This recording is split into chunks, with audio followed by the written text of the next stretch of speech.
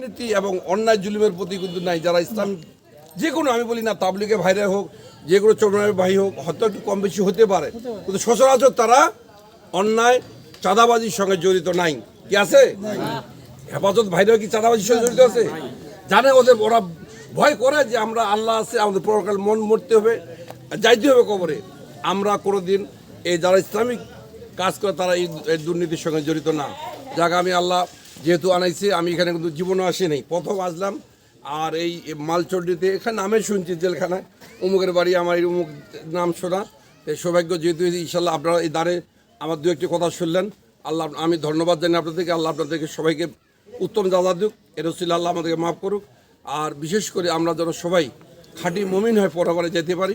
শুধু একাই না, আপনি একাই বাঁচলেও হবে না, নিজের পরিবার, সমাজ, রাষ্ট্রকে চেষ্টা করবেন।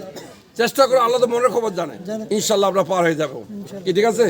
আর বক্তব্য বলে না, সবাই সুস্বাস্থ্য এবং খাঁটি মন হিসেবে আল্লাহ কবুল করুক। এই বলে আমার সংক্ষিপ্ত আলোচনা এলোমেলো আলোচনা এখানে শেষ করলাম। আসসালামু আলাইকুম এবং আদাব।